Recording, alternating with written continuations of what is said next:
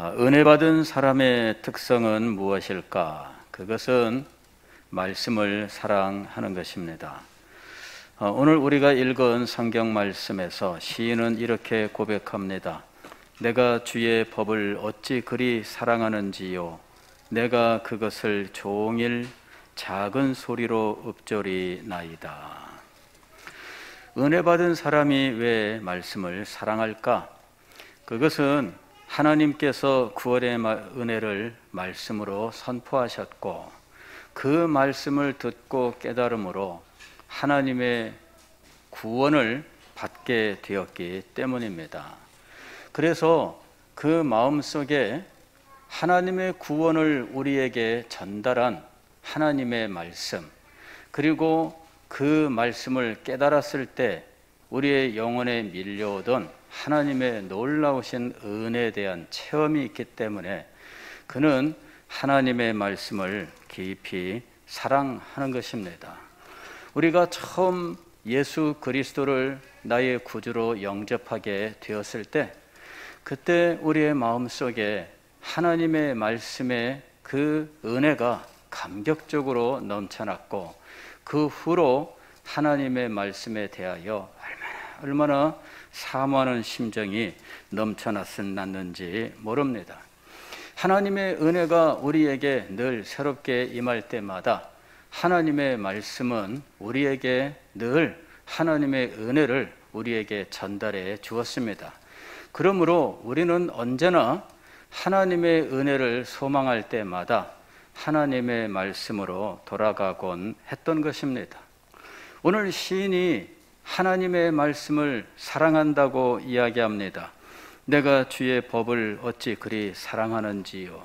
그리하여 그는 그 말씀을 마음에 새기고 종일 작은 소리로 읊조리나이다. 이렇게 말씀합니다. 마치 연애하는 사람이 마음속에 사랑의 심정을 품고 이것을 늘 가슴속에 품고 살아가는 것처럼 하나님의 말씀을 작은 소리로 읊조리면서 하루 종일 살아가는 것입니다. 여기 작은 소리로 읊조린다라는 말은 묵상한다라는 말입니다. 작은 소리로 읊조리면서 하나님의 말씀을 끝없이 되새기면서 하나님의 말씀을 붙들고 살아가는 그 삶은 얼마나 놀라운 삶인지 시인은 98절에서 자신의 그 삶을 이렇게 이야기합니다. 주의 계명들이 항상 나와 함께 하고 있습니다. 주의 계명들이 항상 나와 함께 하고 있습니다. 그것은 그의 입에 하나님의 말씀이 있으며 그의 마음에 하나님의 말씀이 있는데 하루 종일 하나님의 말씀을 붙들고 살아가는 거예요. 여러분들도 그런 경험이 있지 않습니까? 노래가 마음속에서 계속 울려 나오는 거예요. 요즘은 참 시대가 참 트로트 전성 시대입니다. 그래서 TV를 틀어도 트로트, 어디를 해도 트로트. 하여튼 요새는요 목사님들, 장로님들, 권사님들 막 트로트에 빠져 있어요. 그래 어디 가기만 하면은 와, 이 뭐 참 죄송합니다. 목사님들도 트로트에 관심이 많으시더라고. 그래가지고 뭐 누구가 어떻고 뭐 그러셔요. 그래도 그 말 들으면은 궁금해져서 또 TV 틀고 있으면 또 봅니다. 도대체 누구를 얘기하는 건가 이렇게. 근데 신기하게도요 마음속에 트로트 노래가 안 지워지고 남는 거 있죠. 그래가지고 새벽에 일어났는데 트로트 노래가 울려 나오는 거예요. 가슴속에서. 아니 찬송이 울려 나와야 되는데 왜 트로트가 울려 나오는 거예요? 이래가지고 야 이거 큰일 났구나. 왜 새벽에 일어났는데 트로트가 가슴속에서 울려 나올까요? 테이프가 왜 마음속에서 돌아가고 있을까요? 저녁 때 트로트 프로그램을 봤거든요. 그래 저녁 때 밤 10시 이후에 이 트로트 프로그램이 시작이 돼가지고 밤 12시를 훌쩍 넘겨가지고 이 프로그램들이 계속 진행이 되는데 그거 보고 있다가 자면 밤새도록 트로트 가사가 훈련하는 거예요. 그래서 야, 이 참 하나님의 말씀이 마음속에 늘 이렇게 테이프가 돌아가듯 돌아가고 하나님께 대한 찬송이 마음속에서 울려야 되는데 지금 우리들이 어떤 상황일까? 지금 시인은 하나님의 말씀이 자기 마음속에서 하루 종일 함께하고 있다라고 이야기를 해요. 이것이 하나님의 말씀을 사랑하는 사람의 모습이지요. 그가 하나님의 말씀을 사랑한 이유는 하나님께서 구원의 복음을 말씀으로 우리에게 선포하셨고 하나님께서 우리에게 필요한 모든 것들을 약속하시되 말씀으로 우리에게 약속하셨기 때문입니다. 그리고 우리의 영혼을 살리시고 우리의 삶을 새롭게 하실 때마다 하나님께서는 언제나 말씀으로 우리에게 역사하셨기 때문이에요. 여러분, 하나님의 말씀은 그리스도인을 만듭니다. 하나님의 말씀은 그리스도인의 생명을 살릴 뿐만 아니라 그리스도인을 과연 하나님의 사람, 하나님의 백성으로 만드는 거예요. 하나님의 말씀을 통해 구원을 얻은 하나님의 사람은 하나님의 말씀을 언제나 마음에 둡니다. 자기가 그리스도를 발견하고 하나님의 구원의 은혜를 깨닫게 된 그 말씀이 있습니다. 그 말씀을 언제나 마음속에 새기고 언제나 그것을 간증하게 되어 있습니다. 그리고 말씀을 사랑하면서 늘 이 말씀을 읽고 묵상하고 선포되는 설교 말씀에 귀를 기울이고 가슴에 새기면서 그는 하나님의 말씀을 온통 그의 마음속에 간직하면서 살아가게 되는 것입니다. 그리고 그 말씀 속에서 놀라운 것들을 깨닫게 돼요. 그때마다 마음속에서 기쁨이 넘쳐납니다. 세상에 이것도 있구나, 새로운 것들을 발견하게 되고 깨닫게 됩니다. 이러면서 그는 점점 말씀의 풍성한 세계를 마음속에 간직하게 돼요. 하나님의 말씀을 접하면 접할수록, 묵상하면 묵상할수록, 들으면 들을수록 그에게 하나님의 위대하심에 대한 깨달음이 있게 됩니다. 하나님이 이런 분이셨구나, 그분의 존재의 위대함에 대해서, 그분의 지혜의 위대함에 대해서, 그분의 능력이 얼마나 크고 놀라운지에 대해서 그는 깨닫게 되는 것이에요. 하나님의 자비와 긍휼에 대해서 깨닫게 되고 하나님의 의에 대해서 깨닫게 됩니다. 하나님이 얼마나 놀라우신 분인지 어떤 분은 이것을 가리켜서 하나님의 아름다움이라고 이야기를 했어요. 하나님의 아름다움이 온통 그의 마음을 사로잡고 하나님의 아름다움에 대한 깨달음이 그에게 기쁨과 즐거움을 가져다 주는 거예요. 말씀을 접하면서 그는 하나님의 뜻을 깨달아 알게 되고 하나님 나라의 경륜에 대해서 알게 됩니다.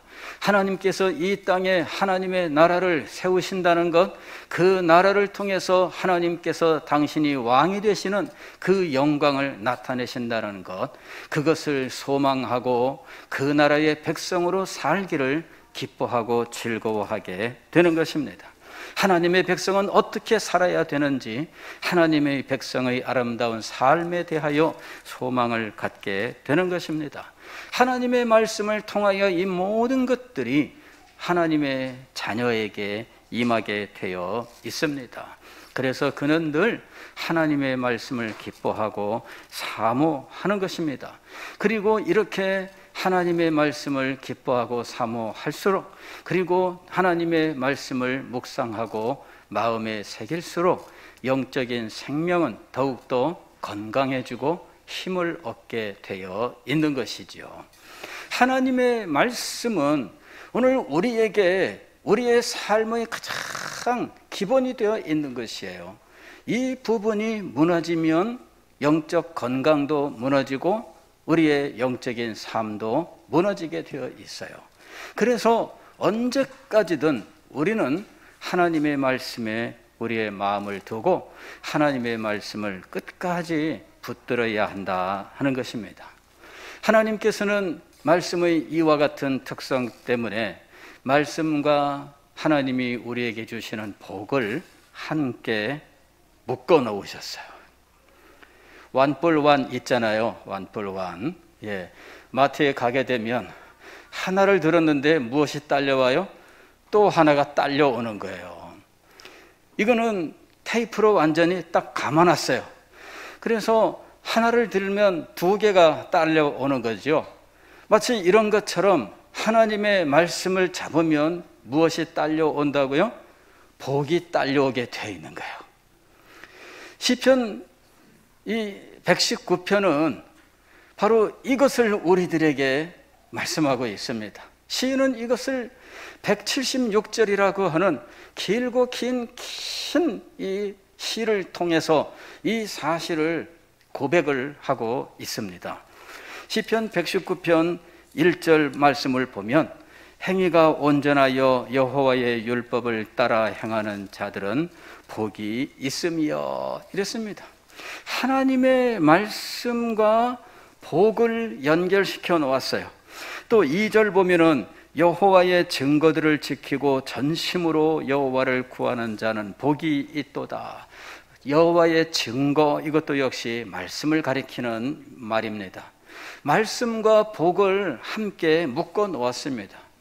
여러분, 성경을 읽어보세요. 성경을 읽으면 말씀과 복이 언제나 완뿔완처럼 테이프로 붙여놓은 것처럼 함께 나오는 것을 알 수가 있습니다. 시편 1편 말씀을 보게 되면 여기도 역시 마찬가지예요. 시편 전체 150편에 이르는 이 시 전체의 서론이 되는데, 이 시편 150편 전체의 서론에서 제시하고 있는 것은 말씀과 복이라고 하는 거예요. 말씀과 복.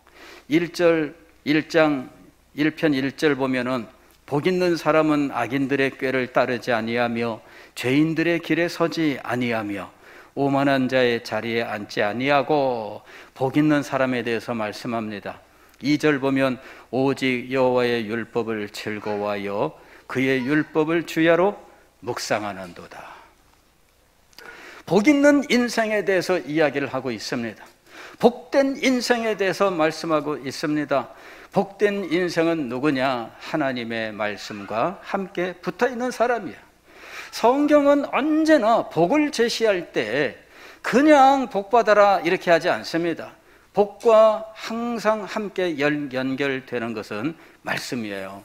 여러분들이 이 주제를 가지고 성경을 처음부터 끝까지 관심 있게 한번 읽어보세요.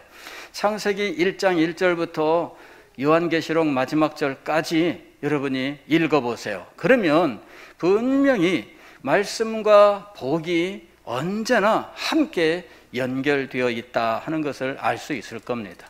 왜? 말씀이 얼마나 중요한지. 하나님은 말씀을 하시는 분이에요. 그리고 우리가 그 말씀에 주목하게 하셨어요. 말씀을 마음에 새기게 하셨어요. 말씀을 따라 살게 하셨습니다. 그리고 이것을 언제나 우리가 추구할 수 있도록 말씀의 복을 항상 함께 연결시켜 놓으신 겁니다. 이스라엘 백성들을 애굽 땅에서 구원해 내시고 이 사람들을 시내산에서 하나님의 백성으로 삼으실 때 언약을 맺으시는데, 언약을 맺으실 때에도 그들에게 조건으로 내세운 것이 말씀입니다. 그리고 이 말씀을 지켜 행하면 그들이 하나님의 백성, 복된 나라가 된다는 약속을 주시는 거예요.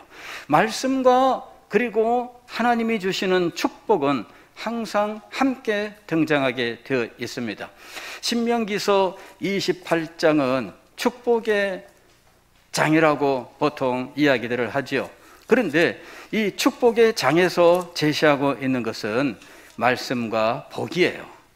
그냥 말씀 없이 복이 임하는 것이 아닙니다. 말씀이 아닌 다른 것을 통해서 우리에게 복이 임하는 것이 아닙니다. 항상 복은 말씀과 함께 오는 거예요. 여러분, 말씀이 없이는 우리에게 복이 임하지 않아요. 하나님께서 약속하신 것이 바로 그것입니다.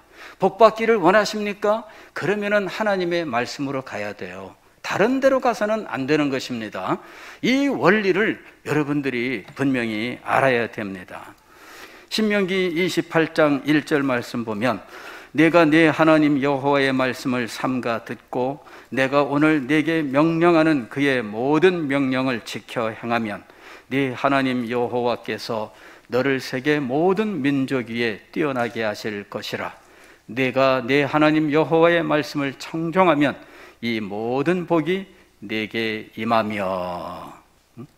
또 성읍에서도 복을 받고 들에서도 복을 받을 것이며 내 몸의 자녀와 내 토지의 소산과 내 짐승의 새끼와 소와 양의 새끼가 복을 받을 것이며 네 광주리와 떡반죽 그릇이 복을 받을 것이며 네가 들어와도 복을 받고 나가도 복을 받을 것이니라.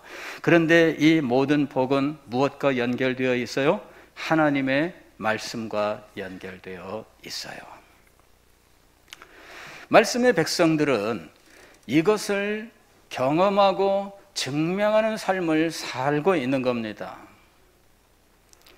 하나님께서 말씀을 우리에게 주셨고 이 말씀을 붙들고 살아가는 자를 축복하신다는 사실을 성경 말씀을 통해서 우리에게 계시하셨는데 이 말씀이 과연 맞는지 우리가 우리의 삶을 통해서 증명해야 돼요.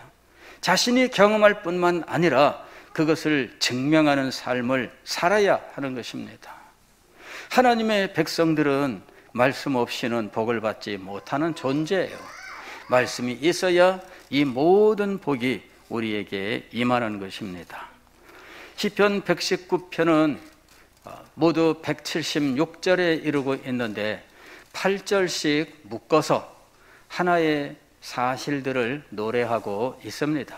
그리고 매 8절의 제일 첫 글자는 히브리어 글자 1번 첫 번째 글자부터 시작하는 단어로 되어 있어요.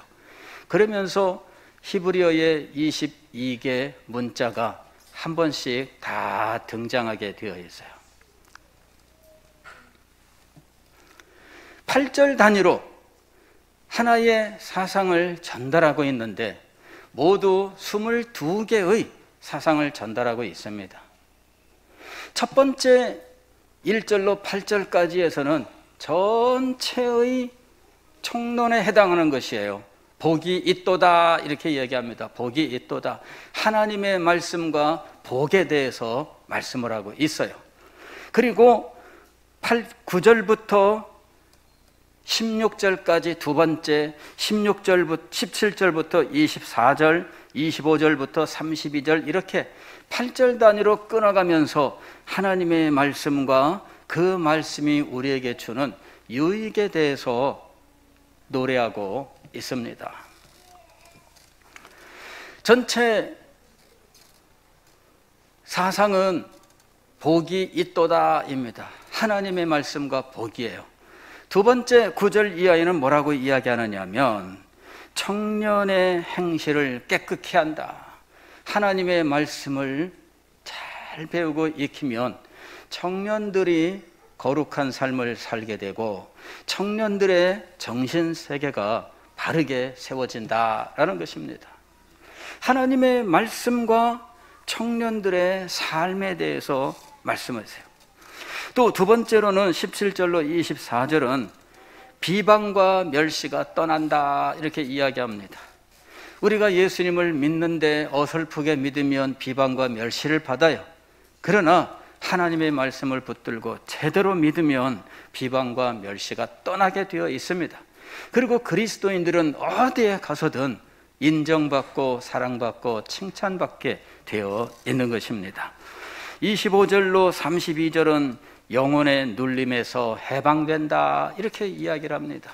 하나님의 말씀을 묵상하고 하나님의 말씀을 마음에 새기고 하나님의 말씀과 함께 살아갈 때 영혼의 눌림에서 해방되고 영혼이 자유를 얻는다 하는 것입니다. 그 다음에 네 번째로는 마음을 살린다 이렇게 얘기해요. 때로 우리의 마음은 낙심하고 실망하고 좌절되고 여러 가지 스트레스와 여러 가지 일들로 눌리게 되어 있는데 하나님의 말씀으로 이 마음을 살리게 된다 하는 거예요. 다섯 번째로는 비방하는 자들에게 대답할 말이 있게 한다 이렇게 얘기합니다. 대답할 말이 있게 한다. 그들이 비방할 때 사실은 근거 없는 것들로 비방하는 수가 많아요. 하나님의 말씀을 공부하고 마음에 새기면 그들에게 대답할 수 있는 지혜로운 말들이 나오게 돼요. 심지어는 왕들 앞에 가서도 수치를 당하지 않는다 이렇게 이야기를 합니다. 왕의 권세와 능력으로 찍어 누를 때 그 앞에서 우리가 무엇을 할 수 있겠습니까? 그러나 하나님의 말씀을 마음에 새기고 말씀이 살아있는 사람은 그 앞에서도 수치를 당하지 아니하고 우리가 해야 될 말들을 조목조목 알릴 수 있게 되는 것입니다. 여섯 번째는 고난 중에 위로가 된다 이렇게 이야기합니다. 고난 중에 있는 사람은 말씀을 읽어야 된다는 거죠. 고난 중에 있는 사람은 말씀을 읽고 그 속에 들어가서 말씀의 세계 속에서 마음의 위로를 얻게 되어 있어요. 그리고 그 위로를 얻은 그 마음이 새로운 힘을 갖게 되는 것이죠. 일곱 번째로는 의로 악을 이기게 된다. 하나님의 말씀을 통해서 하나님의 의를 배운 사람들은 이 의로서 그의 삶에 도전해 오는 악을 이기게 된다는 것입니다. 여덟 번째는 고난 중에 깨달음을 얻게 돼요. 오히려 고난을 통해서 깨달음을 얻고 그는 더 크고 놀라운 자리로 가게 되는 것입니다. 아홉 번째로는 말씀이 위안을 주게 된다 이야기를 합니다.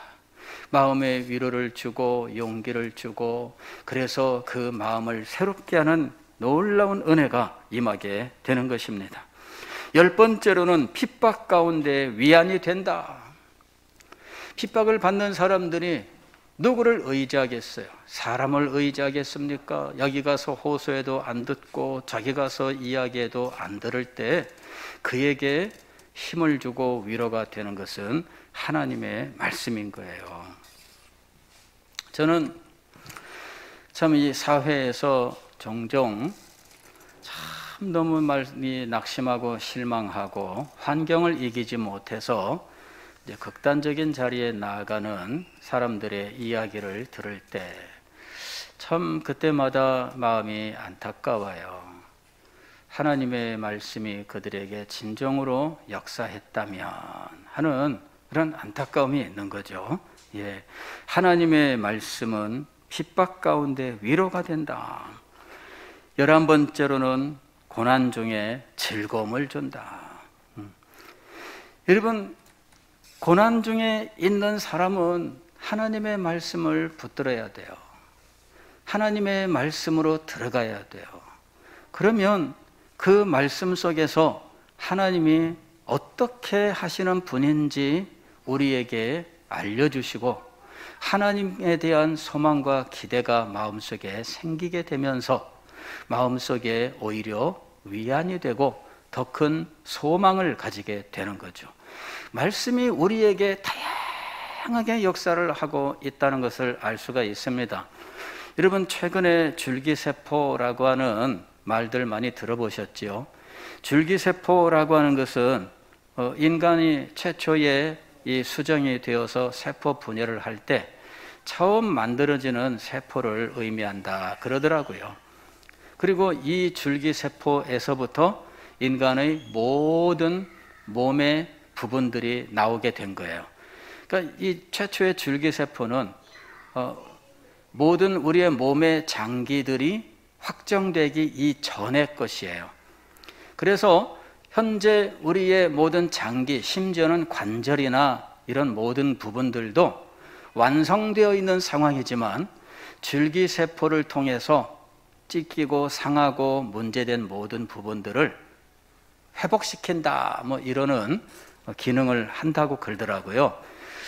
지금 값이 비싸기 때문에 또 안정적으로 공급하고 있는 상황이 아니기 때문에 뭐 지금은 뭐 보편적이 아닙니다만은 앞으로는 기대가 많이 되는 의학의 한 분야이지요. 예. 뭐 가령 당뇨가 있는 분들, 요 췌장에 문제가 있다. 그럴 때 줄기세포 주사를 놓으면은 이 췌장이 고쳐지는 거예요. 인간의 장기는 대체할 수가 없잖아요. 그죠? 근데 이게 줄기세포를 통해서 회복이 된다는 거예요. 모든 부분이 다 이거 하나로 어찌 보면은 이게 만병통치약인 거죠. 예. 그런 시대가 뭐 조만간 온다. 뭐 이러는 전망입니다. 뭐 모르겠습니다. 뭐 얼마나 빠르게 올지 또 그것이 실제로 얼마나 큰 효과를 가질지에 대해서 저는 전문가가 아니니까 모르겠습니다. 다만 하나님의 말씀이 우리에게 그와 같이 역사하는 거예요. 신기한 거죠. 제가 이 시편 179편을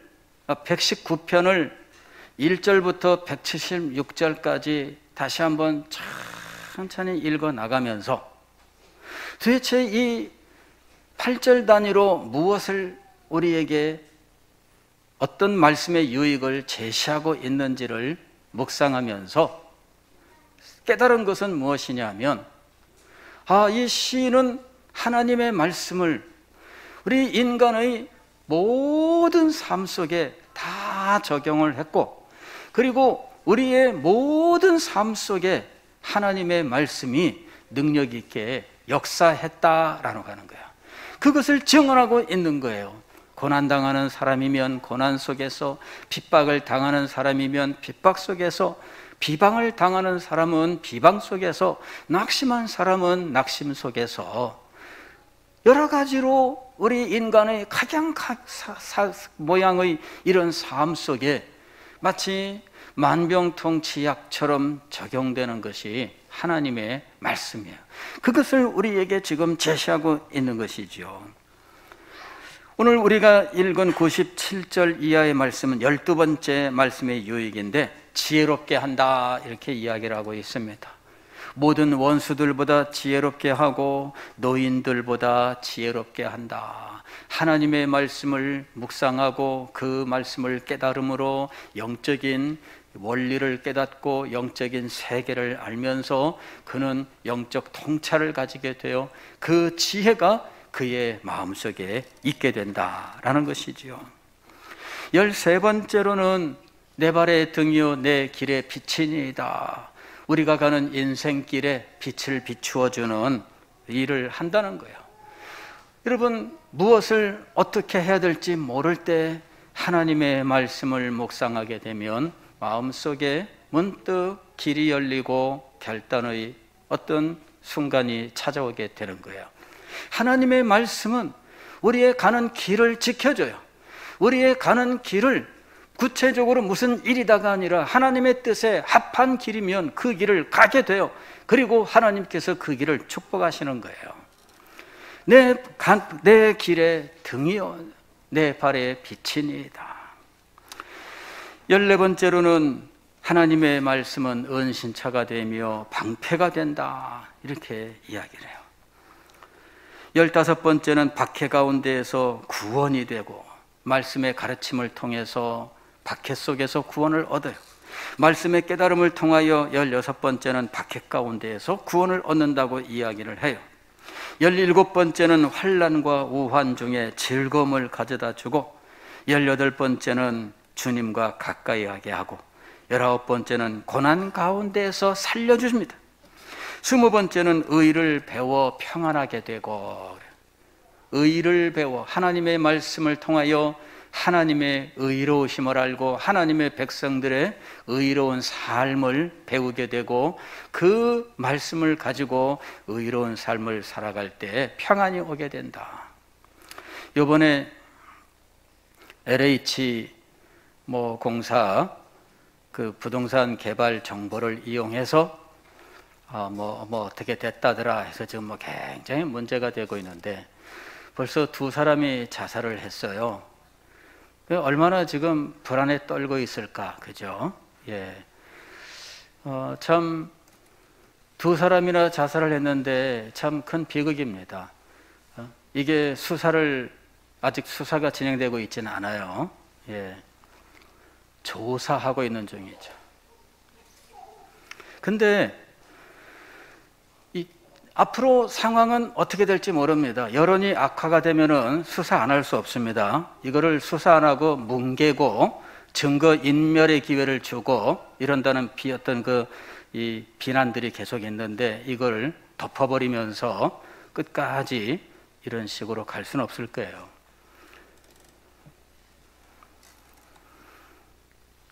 당사자들은 얼마나 불안해할까, 그죠? 벌써 두 사람이 이렇게 됐는데 문득 그런 두려운 마음이 들더라고요. 몇 명이 더 죽으면 어떻게 하나, 그런 두려움이 있더라고요. 몇 명이 더 죽을지도 모르니까 덮어버리자, 그럴 수도 없고 참 난감한 상황입니다. 의를 배워 평안하게 된다. 참 제가 이 말씀을 보다가 이 말씀을 대하고 정말 이 말씀이 맞다. 의롭게 살면 이런 일이 벌어져도 염려가 없잖아요. 근데 이 세상의 가치관을 따라가다가 세상의 실용주의 이것을 따라가다가 의의를 저버리니 이거는 하나님의 의의와 상관없이 사실 인간들이 가지는 어떤 공정이라고 하는 이런 어떤 관념입니다. 그 정도, 그것을 외면했을 때 이런 일들이 벌어진 거예요. 하나님의 백성들은 그것보다 더 크고 놀라운 하나님의 의를 따라 살아가고 있습니다. 이 의를 늘 배우고 살아갈 수 있게 하는 것은 하나님의 말씀이에요. 그래서 이 말씀을 통해서 평안을 얻는다라고 이야기를 한 거죠. 마지막으로 21번째는 기도 응답에 대해서 말씀하셔요. 하나님의 말씀을 붙드는 자에게 하나님이 기도에 응답하시는 놀라운 은혜를 주시는 것입니다. 자, 하나님의 말씀은 복입니다. 우리 인간의 삶의 모든 부분에 하나님의 말씀은 역사하고 있습니다. 그래서 우리의 모든 삶을 살리고 회복시키고 구원하는 놀라운 역사를 하고 있는 것입니다. 하나님은 말씀과 복을 한데 묶어 놓으셨어요. 말씀 없이 복만 추구하는 사람은 결코 이 복을 얻을 수가 없게 되어 있습니다. 왜냐하면 하나님은 이 복을 말씀과 묶어 놓으셨기 때문입니다. 다른 것을 통해서는 이 복을 얻지 못해요. 기도하면은 복을 받지 않을까요? 어떻습니까? 그렇지 않습니다, 여러분. 기도하지 말라가 아닙니다. 말씀 없는 기도에 대해서 말씀하고 있는 거예요. 말씀 없는 기도가 여러분 복이 되지 않습니다. 이 말씀 없는 기도의 대표적인 것은 이방인들의 기도예요. 그냥 산에 올라가서 돌멩이 앞에서 기도하는 거죠. 소원 성취했다 이럽니다. 이 영남 지방에서 가장 유명한 것은 팔공산 갓바위예요. 저는 안 가봤습니다만은 거기에 갓바위라고 하는 이 돌이 있대요. 거기 가면은 자리가 쭉 있는데 그 자리에마다 간증이 있죠. 여기는 사시에 언제 누구가 합격을 했고, 여기는 무슨 복을 받았고, 무슨 복을 받았고. 시주돈을 내면은 그게 돈 내는 곳이 있는데 요 밑에 절까지 이 통로를 만들어 놔서 슝 하고 직행한다 그러더라고요. 몇 년 전 이야기라서 지금은 어떤지 모르겠어요. 해동 용궁사, 이 기장에 해동 용궁사죠. 어떤 선교사분이 거기를 한번 시간이 나서 둘러봤대요. 사진을 찍어가지고 왔는데 이 절에 12지신상을 만들어 놓고 그 앞에마다 시주함을 만들어 놓은 거예요. 절 구석구석 도는 모든 곳에 시주함이 있더래요. 돈 내고 쥐 모양한테 절하고 뭐 돼지 모양한테 절하고, 근데 불교가 그런가 하는 것인지 의심돼요. 예. 이런 12지신상 갖다 놓은 불교는 불교가 아닙니다. 예. 그 불교 옷만 입은 거지. 예. 그래가지고 한번 가보세요. 재밌습니다. 그러더라고요. 재밌습니다. 예. 여러분, 하나님의 말씀이 없이 복을 구하는 것은 이방 종교에서의 기도의 모습이에요. 그러나 여러분, 참으로 우리에게 오는 복은 하나님으로부터 오는 것이며, 그 복은 하나님의 말씀과 연결시켜 놓으셨다는 거예요. 기도를 하시고 부르짖고 간구하세요. 그러나 말씀과 함께 해야 되는 겁니다. 예, 이것이 하나님의 뜻이에요. 이것이 하나님의 방법입니다. 우리가 오늘 이 시대에 하나님의 말씀을 소중하게 여기고 하나님의 말씀으로 돌아가야 되겠습니다. 우리가 영적인 건강을 회복하고 영적인 능력을 얻어야 되겠습니다. 지난 주일에 제가 여러분들 말씀을 전하면서 이 코로나19 시대에 우리 교회가 능력을 상실하고 교회가 선포하는 복음이 생명과 은혜를 증거하지 못하는 이와 같은 현실, 이런 현실을 우리가 직시할 수 있어야 된다. 그런데 우리들이 정신을 차리지 못하고 있으면 안 된다라고 말씀을 드렸습니다. 어떤 분들은 그것을 제가 혼내는 것으로 생각을 하시는지 모르겠습니다. 그러나 여러분, 혼낸 것이 아니라 제가 마음속에서 그런 모든 현상에 대하여 너무 안타깝고 고통스럽기 때문에 말씀을 드린 거예요. 코로나19 시대를 넘어서 금년에 종식된다 이렇게 예상하고 있는 상황입니다. 신약 개발 모든 역사를 아는 분들은 지금 백신이 1년 만에 이렇게 접종할 수 있게 되는 것을 기적이라고 이야기를 해요. 이렇게 될 수가 없는 일입니다. 그런데 됐어요. 그런데 코로나19 시대를 지나오면서 우리는 너무나 많은 것을 상실했어요.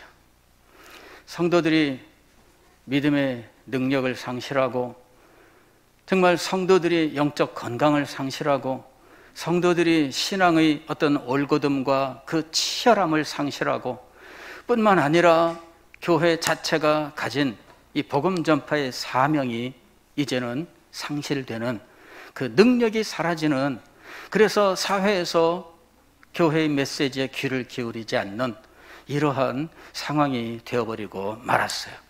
어떻게 해야 될까? 여러분, 어떻게 해야 될까? 지금 우리는 코로나19 시대를 넘어서서 교회가 이 사회에 대해서, 이 세상에 죽어가는 영혼들에 대해서 정말 생명의 능력을 선포해야 될 터인데, 이것을 회복하지 않으면 안 된다는 거예요. 이것을 회복해야 된다는 이야기입니다. 우리들부터가 회복이 돼야 되고, 우리들부터가 하나님의 은혜와 능력을 힘입어야 되는 거예요. 그렇지 않으면 여러분, 코로나19 이것은 시대는 끝날지 모르지만, 그러나 우리들 자체, 우리 교회, 또 교회가 가진 복음의 능력은 여러분 어떻게 될까요? 그 생각을 하면 여러분 견딜 수가 없는 거죠. 우리가 지금 눈을 떠야 됩니다. 우리가 나 한 사람만 편하게 이런 정도 생각은 여러분 버려야 돼요. 그럴 때가 아닙니다. 그럴 때가 아니에요. 여러분들의 영혼도 살아야 되겠고, 여러분의 가정도 살아야 되겠고, 우리가 섬기는 교회의 모든 부서들도 살아야 돼요. 찬양대 다시 찬양하게 되면 100% 그 다음 주에 즉시 100%로 회복이 되고 더 큰 은혜와 능력이 이루어질까? 그래야 됩니다, 여러분. 각부 주일학교 지금 여러 가지로 제한되어 있지만 힘을 얻어야 돼요. 그렇잖아요.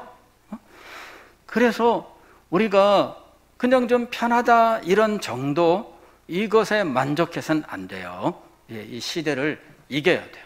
건강과 생명의 능력을 회복해야 돼요.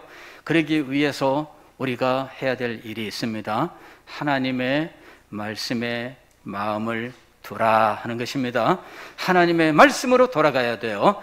그래서 우리의 영혼이 살고 우리 가정이 살고 교회가 살고 이 시대가 살아날 수 있게 되기를 주의 이름으로 축원합니다. 기도하겠습니다.